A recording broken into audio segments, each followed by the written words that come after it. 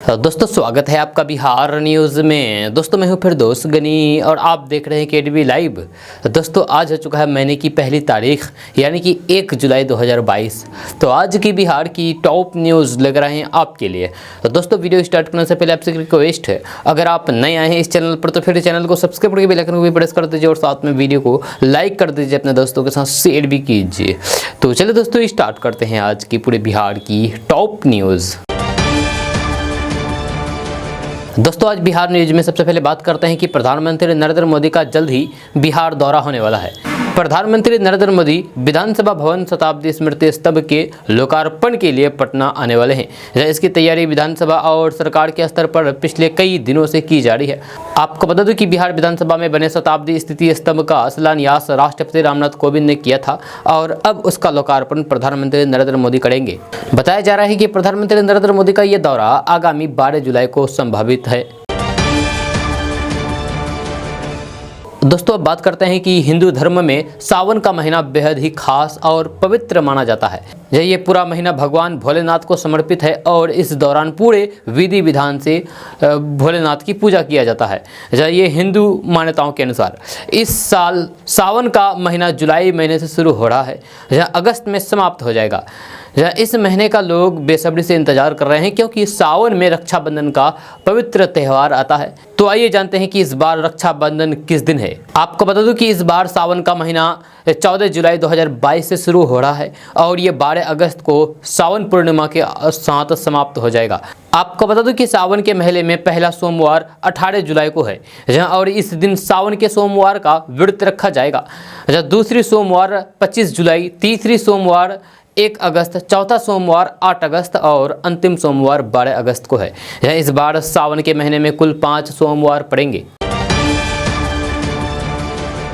दोस्तों बात करते हैं कि देश में ही नहीं बल्कि दुनिया भर में व्हाट्सएप का इस्तेमाल किया जाता है। जैसे चैट, ऑडियो और वीडियो कॉलिंग के लिए लोग व्हाट्सएप का इस्तेमाल करते हैं। आज के समय में इस मैसेजिंग ऐप को यानी कि व्हाट्सएप को सबसे ताकतवर माना जा रहा है। इसके जरिए मिनटों में कोई भी वीडियो, फोटो या फिर जानकारी वायरल हो सकती है।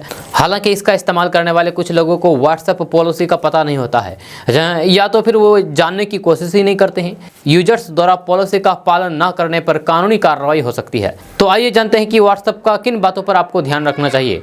तो व्हाट्सएप पॉलिसी के अनुसार यूजर किसी को भी ऐसी फोटो या फिर वीडियो शेयर नहीं कर सकता है जो समाज में हिंसा को बढ़ावा दिया जाता है या फिर समाज को विभाजित करे। ऐसे में व्हाट्सएप खुद उस अकाउंट के खिलाफ संज्ञान लेते हुए उसे बैन कर सकता है। आपको जानकारी के लिए बता दें कि हर महीने व्हाट्सएप उन अकाउंट्स को बैन करता है जो कंपनी के पॉलिसी के खिलाफ जाकर के काम करते हैं। पिछले मई महीने में करीब 16 लाख अकाउंट को व्हाट्सएप ने बैन कर दिया है। हालांकि उनमें से कुछ यूजर्स ने सफाई देने के बाद खाते को फिर से चालू करवाया है। व्हाट्सएप पर किसी भी तरह के ऐसे मैसेज को नहीं भेजना चाहिए जो धार्मिक विश्वास को ठेस पहुंच सकते हैं। इसके अलावा भड़काऊ मैसेज को भी आप शेयर नहीं कर सकते हैं। ऐसे में पुलिस आपको गिरफ्तार कर सकती है। इसके अलावा आप दंगा भड़काने वाली तस्वीरें, लड़कियों की गलत फोटो और असामाजिक कंटेंट भी शेयर नहीं कर सकते हैं। अगर ऐसा किसी भी ग्रुप में होता है तो फिर उसे एडमिन के खिलाफ कार्रवाई भी हो सकती है, कानूनी कार्रवाई हो सकती है और फिर आपको जेल की हवा खानी पड़ सकती है। दोस्तों बात करते हैं कि बिहार के पंचायतों के विकास के लिए अब पैसों की कोई भी कमी नहीं होगी। केंद्र सरकार ने बिहार के सभी पंचायतों के लिए 7 अरब से ज़्यादा का राशि जारी कर दी है।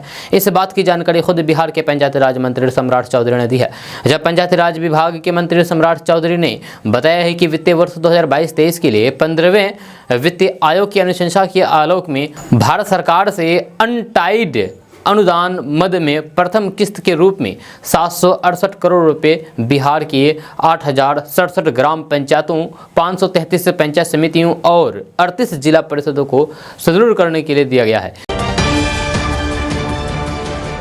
दोस्तों बात करते हैं कि पटना नगर निगम समेत बिहार के सभी शहरी निकायों के निर्वाचन बोर्ड का कार्यकाल पूरा हो चुका है।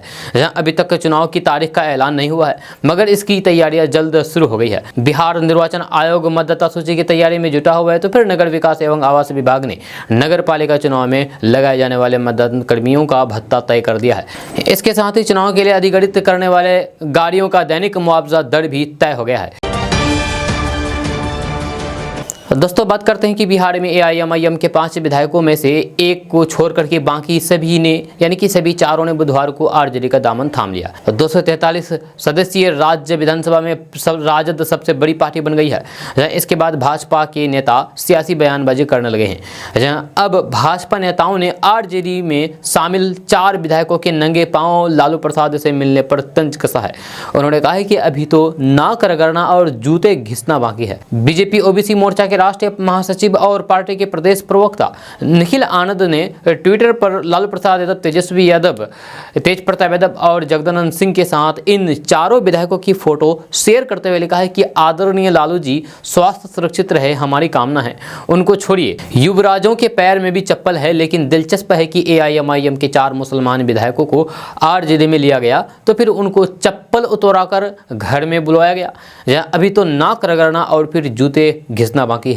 दरअसल तेजस्वी यादव दोपहर में असदुद्दीन ओवैसी की पार्टी के 4 विधायकों के आरजेडी में शामिल होने की सूचना देने को लेकर की विधानसभा अध्यक्ष के पास गए। उसके बाद तेजस्वी इन चारों बागियों को पार्टी अध्यक्ष लालू प्रसाद यादव से मिलाने को लेकर के गए थे। इस दौरान आरजेडी सुप्रीमो लालू प्रसाद यादव के कमरे से आई तस्वीरों में विधायकों के पैर में चप्पल नहीं दिख रहा है। वहीं जबकि लालू प्रसाद यादव, तेजस्वी यादव, तेज प्रताप यादव जूता या चप्पल पहने हुए नजर आ रहे हैं।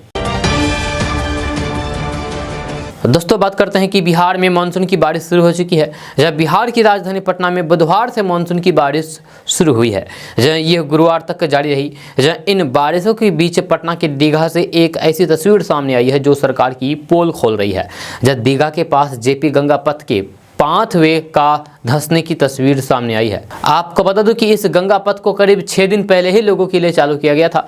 जब पिछले शुक्रवार को ही सीएम नीतीश कुमार ने जेपी गंगा पथ के फर्स्ट फेज का लोकार्पण किया था। इसकी नींव सीएम नीतीश कुमार ने मुंबई के मरीन ड्राइव की तरह साल 2013 में 11 अक्टूबर को रखी थी। जब पिछले 9 साल में ये बनकर के तैयार हुआ है, लेकिन अभी तक इसका दूसरा फेज बनना बाकी है। लेकिन मात्र 6 दिनों में ही दीघा के पास पाथवे धंस गया, आप जो अभी तस्वीर में देख रहे हैं।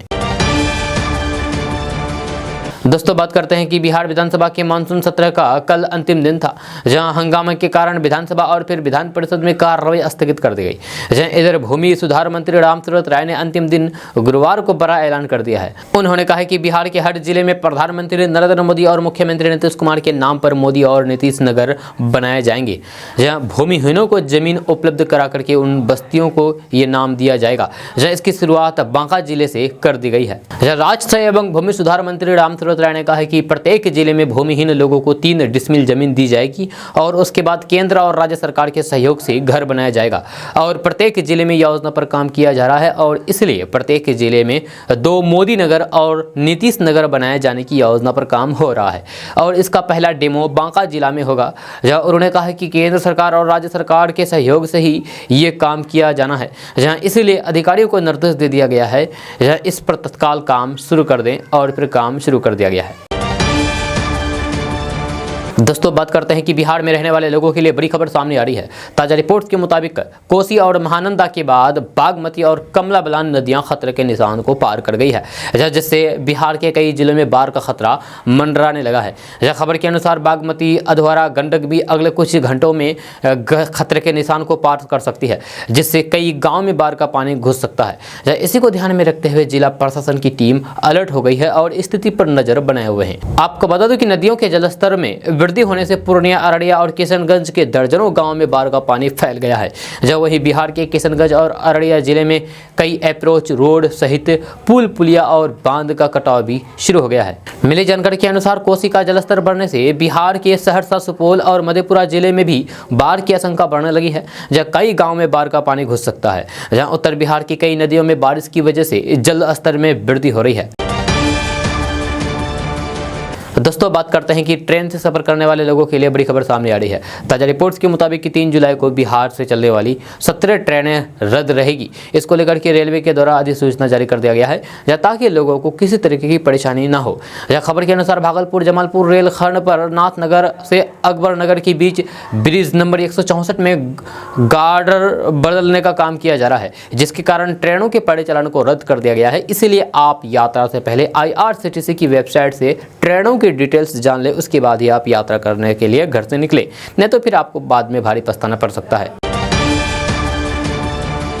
दोस्तों बात करते हैं कि तेल कंपनियां हर दिन पेट्रोल डीजल का नया रेट जारी करती है, जहां उसी नए रेट के तहत बिहार में पेट्रोल डीजल की बिक्री की जाती है। जहां आज बिहार के मुजफ्फरपुर, भागलपुर में पेट्रोल डीजल का रेट कल के मुकाबले महंगा हुआ है। आपको बता दूं कि बिहार के कई जिलों में आज पेट्रोल डीजल के दामों में गिरावट देखने को मिली है। इसलिए घर से निकलने से पहले आप ये जान लें कि बिहार के अलग अलग शहरों में आज यानी कि 1 जुलाई को पेट्रोल डीजल का रेट कैसा चल रहा है। मिली जानकारी के अनुसार बिहार के भागलपुर में आज पेट्रोल 29 पैसे और डीजल 26 पैसे महंगा हुआ है, जबकि पूर्णिया में पेट्रोल की कीमत 39 पैसे और डीजल 36 पैसे की गिरावट की गई है। जब वहीं गया में भी पेट्रोल डीजल के दाम कम हुए हैं। दोस्तों बात करते हैं कि ट्रेन से सफर करने वाले लोगों के लिए अच्छी खबर सामने आ रही है। ताजा रिपोर्ट्स के मुताबिक रेलवे स्टेशन में पूर्ण विकास परियोजना के तहत मुजफ्फरपुर, बेगूसराय, बक्सर समेत 12 रेलवे स्टेशन को एयरपोर्ट की तरह विकसित किया जाएगा। इसको लेकर के रेलवे ने तैयारियां शुरू कर दी है। खबर के अनुसार रेलवे ने सोनपुर मंडल के मुजफ्फरपुर, बेगूसराय और बरौनी रेलवे स्टेशन को वर्ल्ड क्लास बनाने के लिए उनका चयन किया गया है, जबकि समस्तीपुर मंडल के दरभंगा, सीतामढ़ी, बापूधाम, मोतिहारी का चयन किया गया है।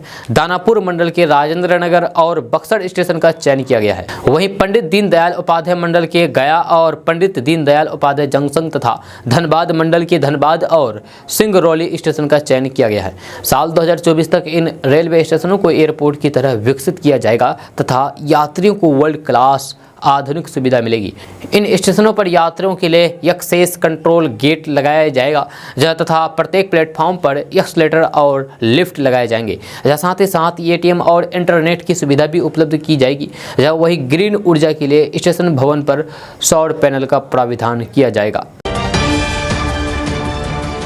दोस्तों बात करते हैं कि बिहार में रहने वाले लोगों के लिए बड़ी खबर सामने आ रही है। ताजा रिपोर्ट्स के मुताबिक बिहार के पटना, बक्सर, नालंदा समेत बिहार के सभी जिलों में बारिश और फिर वज्रपात का अलर्ट जारी किया गया है। साथ ही साथ लोगों को सावधान रहने के निर्देश दिए गए हैं। खबर के अनुसार आज बिहार के पटना, नालंदा, दरभंगा, मुजफ्फरपुर, समस्तीपुर समेत बिहार के 38 जिलों में बारिश हुई है, जब वहीं 7 जिलों में वज्रपात से 10 लोगों की जान गई है। आज भी बिहार के कई जिलों में बारिश होने के आसार नजर आ रहे हैं। आपको बता दूं कि मौसम वैज्ञानिकों ने आगामी 3 दिनों के लिए पूरे बिहार में भारी बारिश के लिए रेड अलर्ट जारी किया है। वहीं कुछ जिलों में बारिश और वज्रपात को लेकर के ऑरेंज अलर्ट भी जारी किया है। जब मौसम केंद्र के अलर्ट के बाद बिहार आपदा प्रबंधन विभाग ने लोगों से अपील किया है कि वे बिना काम के लिए बाहर ना निकले। मौसम वैज्ञानिकों की माने तो बिहार में मानसून का सिस्टम एक्टिव हो गया है, जिससे बिहार के सभी 38 जिलों में भारी बारिश होगी और लोगों को गर्मी से छुटकारा मिल जाएगा। साथ ही साथ बिहार के सभी जिलों के तापमान में गिरावट आएगी।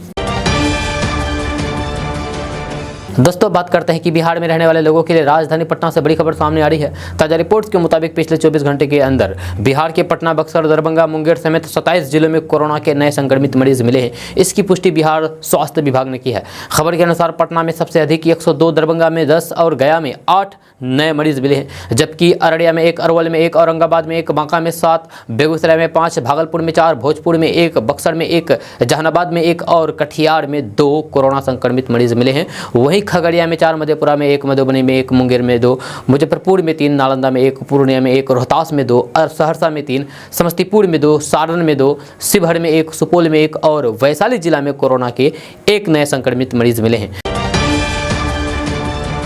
दोस्तों बात करते हैं कि बिहार में रहने वाले लोगों के लिए बड़ी खबर सामने आ रही है। ताजा रिपोर्ट्स के मुताबिक एक और बारिश से लोगों को गर्मी से छुटकारा मिल रहा है, तो फिर वहीं दूसरी ओर ठंडा से लोगों की जान जारी है और काफ़ी नुकसान उठाना पड़ रहा है। खबर के अनुसार बिहार के मुजफ्फरपुर, भोजपुर, समस्तीपुर समेत 7 जिलों में ठंडा गिरने से 10 लोगों की जान गई है। जब वहीं मौसम विभाग ने आज भी बिहार के कई जिलों में ठंडा को लेकर के अलर्ट जारी किया गया है और फिर लोगों को सावधान रहने के निर्देश दिए गए हैं।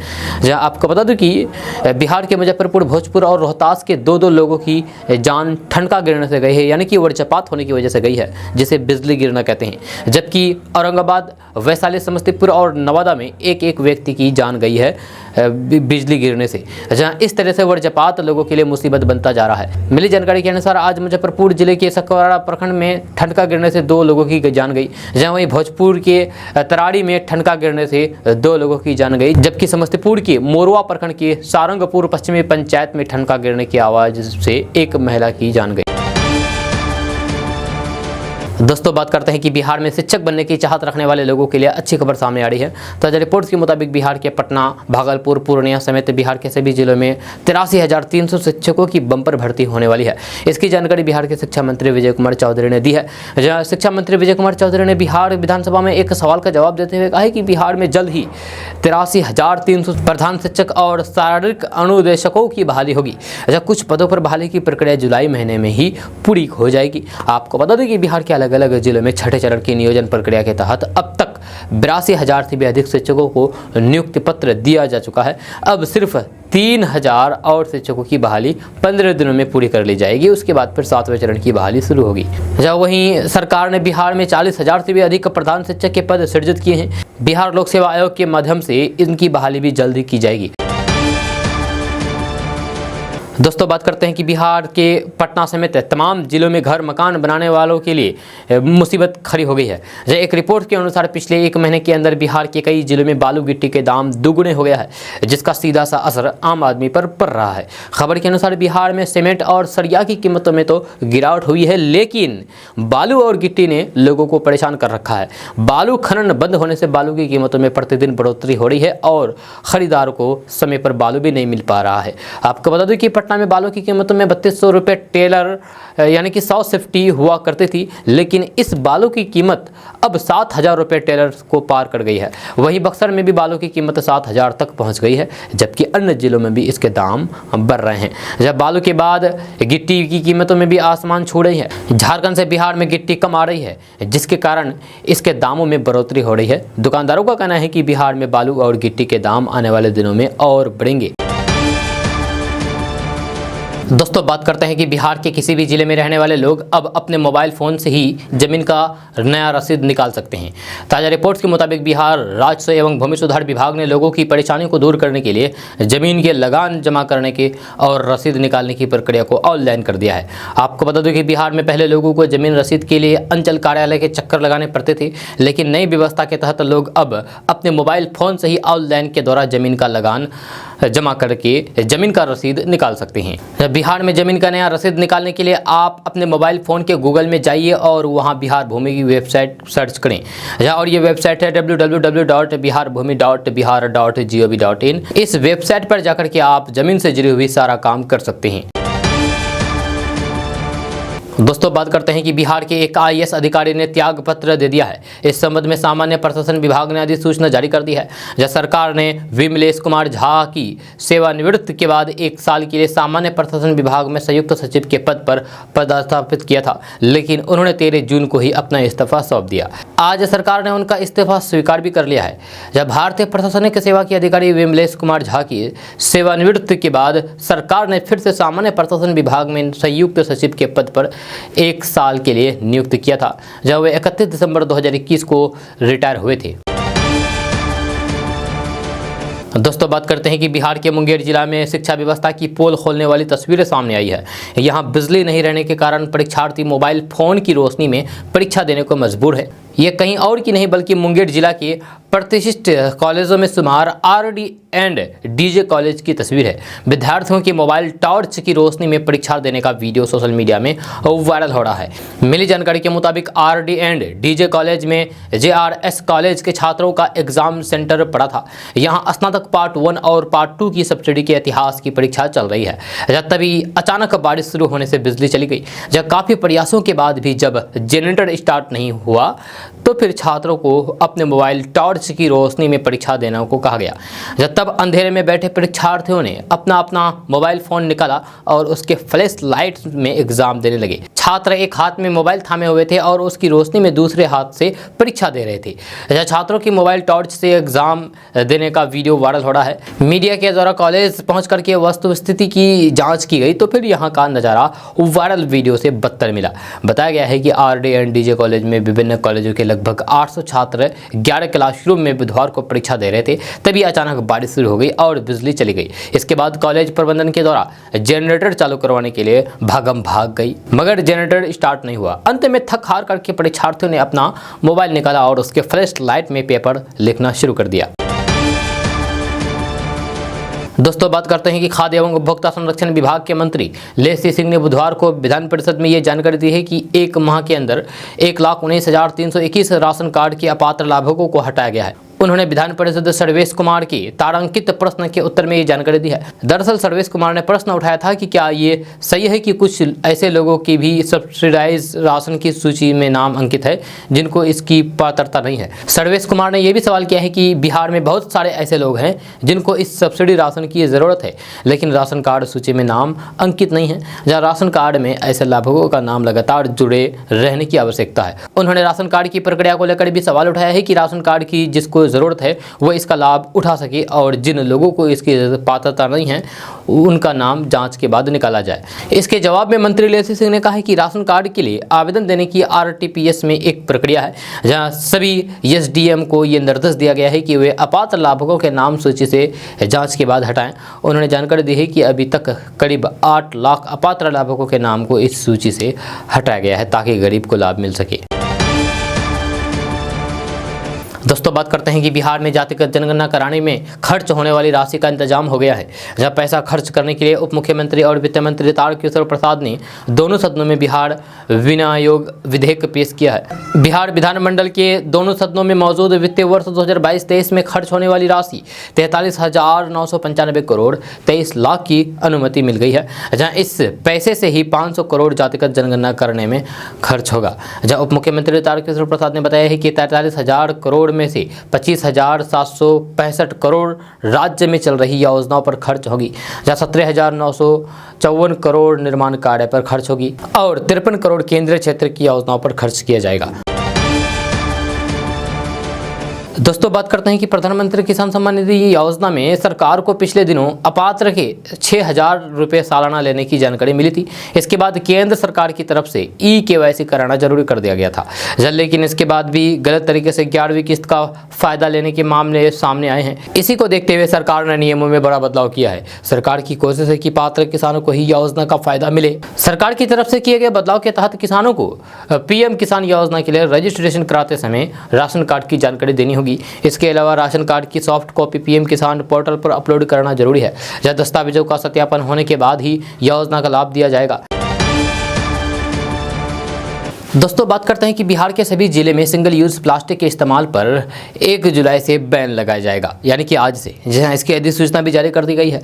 पर अधिकतर दुकानों और फिर शहरवासियों को इसकी जानकारी तक नहीं दी गई है। न ही जागरूकता कार्यक्रम चलाया गया है और न ही माइकिंग की गई है। जन निगरानी और रोकथाम की कार्य योजना कार्यालय तक ही सीमित कर रह गई है। आपको बता दूं कि 13 प्रकार के सिंगल यूज प्लास्टिक के निर्माण, आयात, स्टॉक, वितरण और बिक्री पर भी पूरी तरीके से प्रतिबंध रहेगा। प्लास्टिक की खरीद और बिक्री करने पर 5 साल की जेल या फिर 1 लाख रुपए का जुर्माना भरना होगा, जहां इन नियमों का उल्लंघन करने वाले व्यक्ति के खिलाफ पर्यावरण संरक्षण अधिनियम के तहत कार्रवाई होगी। आपको बता दूं कि बिहार के बहुत सारे ऐसे दुकानदार हैं जिनको प्लास्टिक बैन की जानकारी नहीं है। आपको बता दूं कि 1 जुलाई से जिस प्लास्टिक वस्तु पर बैन लगाया गया है आज से, वो प्लास्टिक है प्लास्टिक स्किट युक्त एयरबड्स, गुब्बारे के लिए प्लास्टिक की डंडिया, प्लास्टिक के झंडे, कैंडी स्टिक, आइसक्रीम की डंडिया, थर्माकोल की सजावटी सामग्री, प्लास्टिक की प्लेट, प्लास्टिक के कप, प्लास्टिक के गिलास, प्लास्टिक के कांटे, प्लास्टिक के चम्मच, प्लास्टिक के चाकू, मिठाई के डब्बों के इर्द गिर्द लपेटने या फिर पैक करने वाली फिल्में, प्लास्टिक के निमंत्रण कार्ड यानी कि इनवाइट कार्ड, 100 माइक्रोकॉन से कम मोटाई वाले प्लास्टिक या फिर पीवीसी बैनर, स्टिकर आदि पर भी पूरी तरीके से प्रतिबंध लग जाएगा। अब सिंगल यूज प्लास्टिक में कप, प्लेट, थाली, गिलास तक के उपयोग पर प्रतिबंध लगाया गया है। दोस्तों बात करते हैं कि बिहार विधानमंडल के मानसून सत्र का कल अंतिम दिन था, जहां सत्र के आखिरी दिन कल एक बार फिर से विधानसभा में जबरदस्त हंगामा देखने को मिला। जहां अग्निपथ योजना के खिलाफ विधानसभा में विपक्षी दल कल भी प्रदर्शन किया। जहां सदन की कार्रवाई कल 11 बजे शुरू हुई तो फिर स्पीकर विजय कुमार सिन्हा मौजूद नहीं रहे। जहां उनकी जगह विधानसभा उपाध्यक्ष महेश्वर हजारी ने सदन को चलाया। जहां विधानसभा की कार्रवाई शुरू होते ही प्रश्नोत्तर काल जैसे ही शुरू हुआ तो फिर वैसे ही विपक्षी दल हंगामा करने लगे। जहां विपक्षी दल के विधायक वेल में आ गए और फिर हाथों में प्ले कार्ड लेकर के अग्निपथ योजना पर चर्चा की मांग करने लगे। इस दौरान नरेंद्र मोदी को लेकर भी विपक्षी दलों ने नारेबाजी भी की, जहां जिस पर डिप्टी सीएम तारकिशोर प्रसाद ने सख्त एतराज जताया। तारकिशोर प्रसाद के सदन में आपत्ति जताते ही विधानसभा उपाध्यक्ष महेश्वर हजारी ने सदन की कार्रवाई 2 बजे तक स्थगित कर दी। दोस्तों बात करते हैं कि बिहार की राजधानी पटना में कल झमाझम बारिश हुई। इससे मौसम में ठंडकपन तो घुल गया, लेकिन दूसरी समस्याएं भी पैदा हो गई है। इन्हीं में से एक जल जमाव की समस्या है। कल भी कई इलाकों में जल जमाव की स्थिति उत्पन्न हो गई। जल जमाव की समस्या से निपटने के लिए पटना नगर निगम ने एक क्विक रिस्पांस यानी कि QRT बनाई है। इसके साथ ही टोल फ्री नंबर भी जारी किया गया है। इस टोल फ्री नंबर पर कॉल करके जल जमाव की सूचना देने के 1 घंटे के अंदर जल जमाव की समस्या को दूर करने का दावा किया गया है। नगर निगम ने पटना वासियों के लिए नई सुविधा शुरू की है। जब पटना में जल जमाव की समस्या से निपटने के लिए नगर निगम पूरी तरीके से तैयार है। जब कल बारिश हुई और फिर विधानसभा परिसर में जल जमा हो गया, लेकिन बस कुछ ही मिनटों में नगर निगम द्वारा पानी को निकाला गया। इसी तरीके से पूरे पटना के लिए टीम बनाई गई है। जब पटना के 75 वार्डों को 19 जोन में बांटा गया है। इसके लिए टोल फ्री नंबर भी जारी किया गया है। टोल फ्री नंबर है 155304। इस नंबर पर फोन करके आप जल जमाव से निजात पा सकते हैं। दोस्तों बात करते हैं कि RJD में AIMIM के 4 विधायकों के शामिल होने के बाद तेजस्वी यादव ने कहा है कि आज एक बार फिर से RJD सबसे बड़ी पार्टी हो गई है। आपको बता दूं कि AIMIM के कोचाधामन सीट से विधायक मोहम्मद इजहार SP, जोकीहाट से शाहनवाज आलम, बायसी से रुकनुद्दीन अहमद और बहादुरगंज के विधायक अंजार नईमी RJD में शामिल हुए हैं। नेता प्रतिपक्ष तेजस्वी यादव ने कहा है कि बिहार में RJD सबसे बड़ी पार्टी थी, जब बाद में BJP सबसे बड़ी पार्टी हो गई है। जब बताने में खुशी हो रही है कि अब फिर से एक बार RJD बिहार की सबसे बड़ी पार्टी हो गई है। उन्होंने कहा कि AIMIM के विधायकों ने RJD में शामिल होने की इच्छा जताई थी। इस बारे में हम लोगों ने विधानसभा अध्यक्ष को इसकी चिट्ठी दे दी है। तेजस्वी यादव ने BJP को आड़े हाथों लेते हुए कहा कि बिहार में भाजपा की हिम्मत नहीं हुई है कि अकेले चुनाव लड़े। बिहार में NDA ने चुनाव में तीसरे नंबर पर रही पार्टी के नेता को मुख्यमंत्री बनाया। तेजस्वी यादव ने कहा कि AIMIM को बिहार में 5 सीटें मिली थी, आज 4 विधायक हमारे साथ हो गए हैं। उन्होंने कहा कि इन 4 विधायकों का RJD में शामिल होना बिल्कुल भी नियमों के तहत हुआ है। जहाँ संविधान की 10वीं सूची की धारा 4 के तहत ये विलय हुआ है। जहाँ तेजस्वी यादव ने RJD में शामिल हुए सभी विधायकों का आभार जताया है। उन्होंने कहा है कि सभी विधायकों का आभार जताता हूं जिन्होंने RJD पर विश्वास जताया। अब न सिर्फ RJD बल्कि महागठबंधन मजबूत हुआ है। तेजस्वी यादव ने कहा है कि ये सभी विधायकों का निडर फैसला है। उन्होंने देश के हालात को देखते हुए RJD में शामिल होने का फैसला किया है। तेजस्वी यादव के प्रेस कॉन्फ्रेंस में जोकीहाट के विधायक शाहनवाज आलम ने कहा है कि देश में जहां भी देखें सेकुलर मोर्चे को मजबूत किया जा रहा है। जब बंगाल के नतीजे ने हमें मजबूती दी है, सीमांचल के हालात को देखते हुए भी हमने RJD में शामिल होने का फैसला किया है। उन्होंने दावा किया है कि हमारा गठबंधन सरकार बनाने के नज़दीक है। इस मौके पर कोचाधामन विधायक इजहार SP ने कहा है कि आज जो देश के हालात हैं उसे देखते हुए हमने RJD में शामिल होने का फैसला किया है। इस फैसले से गठबंधन मजबूत होगा। बुधवार को RJD में शामिल हुए चारों विधायकों ने राष्ट्रीय अध्यक्ष लालू प्रसाद यादव से भी मुलाकात की है। दोस्तों बात करते हैं कि बिहार के छपरा में एक ससुर ने अपनी विधवा बहू की शादी कराई है और कन्यादान करके समाज में नई मिसाल पेश की है। वहीं महिला के भसुर यानी कि जेठ ने भाई की तरह रिश्ता निभाते हुए दुल्हन की विदाई की रस्म अदा की। यह ससुराल वालों द्वारा उठाए गए इस तरह के कदम हर तरफ सराहना हो रही है। मिली जानकारी के मुताबिक दिसंबर 2017 में गोला बाजार निवासी अशोक शाह की बेटी चांदनी कुमारी की शादी परमानंदपुर के शिवपुर गाँव के रहने वाले सुरेंद्र प्रसाद शाह के बेटे चंदन कुमार शाह के साथ हुई थी। वो भी रीति रिवाज के साथ हुई थी, लेकिन 9 जून 2021 को चंदन की जान चली गई। जब पति के इस दुनिया से चले जाने के बाद चांदनी उदास रहने लगी। ये देख करके उनके ससुराल वालों ने उनको खुश रखने के लिए काफ़ी कोशिश की, लेकिन ऐसा हो ना सका। बहू चांदनी की आगे की जिंदगी का ख्याल करते हुए ससुर सुरेंद्र प्रसाद शाह ने उसकी शादी कराने का फैसला किया और वे उसके लिए लड़का खोजने में जुट गए। काफ़ी खोजबीन के बाद राजस्थान के झुंझुनू जिला निवासी रोशन लाल के बेटे नवीन कुमार शाह के साथ चांदनी की सोनपुर मंदिर में हिंदू रीति रिवाज के साथ शादी संपन्न हुई। इस विवाह में ससुर ने बेटी की तरह अपनी बहू का कन्यादान किया। दोस्तों बात करते हैं कि बिहार में इस बार जून महीने में से ही लोग बाढ़ का सामना कर रहे हैं। जहाँ उत्तर बिहार में जून के महीने में अधिकांश नदियाँ उफान पर थी, जहाँ इसके कारण 1 दर्जन जिले में बाढ़ से लोग परेशान हैं। जब बाद में गंगा नदी उफान के कारण कई जिलों के लोग प्रभावित हुए हैं। अभी भी बिहार की अधिकांश नदियाँ कई स्थानों पर खतरे के निशान से ऊपर है। केंद्रीय जल आयोग के अनुसार बिहार की अधिकांश नदियों का जलस्तर बढ़ने लगा है। कमला बलान, कोसी, महानंदा कई स्थानों पर खतरे के निशान से ऊपर है। तो वहीं गंडक नदी का जलस्तर जलस्तर कई स्थानों पर बढ़ रहा है। कमला बलान मधुबनी जिले के जयनगर में 45 सेंटीमीटर खतरे के निशान से ऊपर है। कोसी नदी सुपौल जिले के बसुआ में खतरे के निशान से 104 सेंटीमीटर ऊपर है। महानंदा नदी पूर्णिया जिले के डेंगरा घाट में खतरे के निशान से 39 सेंटीमीटर ऊपर है। महानंदा नदी किशनगंज जिले के तैयबपुर में 126 सेंटीमीटर ऊपर है। तैयबपुर में महानंदा नदी का जलस्तर 1968 में उच्चतम 67.22 सेंटीमीटर मापा गया था। आज उससे भी अधिक 4 सेंटीमीटर ऊपर था। जहाँ वही प्रमाण नदी अररिया जिले के अररिया में खतरे के निशान से 20 सेंटीमीटर ऊपर है। जब पिछले 24 घंटे के दौरान बिहार में 50 मिलीमीटर ऊपर कई स्थानों पर बारिश हुई है। दोस्तों बात करते हैं कि बिहार के हाजीपुर पहुंचे चिराग पासवान ने मीडिया से बात करते हुए अपने चचा पशुपति कुमार पारस को भी बिहार में बढ़ रहे अपराध के लिए जिम्मेदार ठहराया है।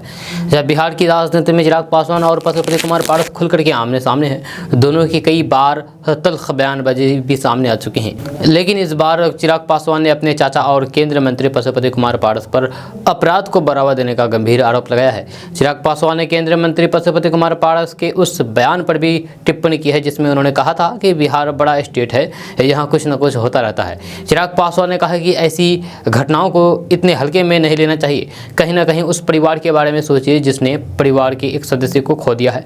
इस तरीके के बयान देने से घटनाएं बढ़ती है, अपराधियों का मनोबल बढ़ता है। यही कारण है कि बिहार में अपराध रुकता नहीं है, क्योंकि आए दिन इस तरीके का बयान नेताओं के द्वारा दिया जाता है। इन बयानों से अपराधियों को संरक्षण महसूस होता है। चिराग पासवान ने कहा है कि सोच समझ करके बयान देना जरूरी है। दोस्तों बात करते हैं कि बिहार में हाल ही में जमुई में रहने वाली एक दिव्यांग छात्रा की कहानी सभी को हैरत में डाल दी थी, जो पढ़ाई करने के लिए रोजाना 500 मीटर का सफर एक ही पैर पर चल करके करती है। जब फिलहाल इन दिनों एक और दिव्यांग छात्रा बिहार में चर्चा का विषय बन गई है, जो अपने हौसलों की मिसाल बन करके सामने आई है। बिहार के सिवान में रहने वाली 11 साल की एक छात्रा रोजाना एक पैर के सहारे उछलते हुए पढ़ाई करने के लिए 2 किलोमीटर का सफर तय करके स्कूल जाती है। एक ही पैर से स्कूल जाने वाली इस 11 साल की छात्रा का नाम प्रियांशु बताया जा रहा है, जो कि बड़े होकर के एक डॉक्टर बनना चाहती है। अपनी आंखों में पढ़ लिख करके डॉक्टर बनने का सपना संजोए दिव्यांग प्रियांशु कुमारी विपरीत परिस्थितियों से लड़ते हुए रोजाना 2 किलोमीटर का सफर तय करके स्कूल पहुंचती है, जिससे उसे काफ़ी मुश्किलों का सामना करना पड़ता है। फिलहाल प्रियांशु ने सरकार से मदद की अपील भी की है। जब सरकार से मदद की अपील करते हुए प्रियांशु का कहना है कि सरकार उसकी मदद को आगे आए और उसका ऑपरेशन करवा दे, जिससे कि वह अपनी आगे की पढ़ाई लिखाई जारी रख सके। समाचार एजेंसी से बात करते हुए प्रियांशु कुमारी ने कहा कि मेरा सपना डॉक्टर बनना है। सरकार से मेरी अपील है कि हमारी मदद करे और मेरा ऑपरेशन करवा दे ताकि मैं आगे पढ़ लिख सकूं। दोस्तों बात करते हैं कि बिहार में विपक्षी दलों द्वारा अग्निपथ योजना को लेकर के विधानसभा के मानसून सत्र का बहिष्कार किए जाने पर पटना में 200 से अधिक छात्रों के एक समूह ने प्रदर्शन किया और विधानसभा में प्रवेश करने की कोशिश की। जब बुधवार को जेपी चौराहे पर प्रदर्शनकारियों को रोका गया, जिससे उनके और पुलिस कर्मियों के बीच झड़प हो गई। प्रदर्शनकारी विधानसभा का दौरा करना चाहते थे और वहां विरोध प्रदर्शन करना चाहते थे। जब छात्रों ने केंद्र सरकार के खिलाफ नारेबाजी की और फिर अग्निपथ योजना को वापस लेने की मांग की। प्रदर्शनकारी छात्रों ने गिरफ्तार छात्रों के खिलाफ प्राथमिकी वापस लेने और फिर उनकी जेल से रिहा करने की मांग की। जब बिहार में विपक्षी दलों ने अग्निपथ योजना का विरोध किया और फिर मानसून सत्र की कार्रवाई का बहिष्कार किया। मानसून सत्र के चौथे दिन बुधवार को विपक्षी राष्ट्रीय जनता दल और वाम दलों ने विधानसभा अध्यक्ष के कक्ष के बाहर धरना दिया और विधानसभा में अग्निपथ योजना पर चर्चा की मांग की। दोस्तों आज का न्यूज़ बस यहाँ तक। कैसा लगा जरूर अपना सुझाव दीजिएगा नीचे कमेंट बॉक्स में कमेंट करके। अगर आप नए आए हैं इस चैनल पर तो फिर चैनल को सब्सक्राइब करके बेल आइकन को भी प्रेस कर दीजिए और साथ में वीडियो को लाइक कर दीजिए, अपने दोस्तों के साथ शेयर भी कीजिए। तो चलिए दोस्तों फिर मिलते हैं कल की वीडियो में, तब तक के लिए जय हिंद जय बिहार।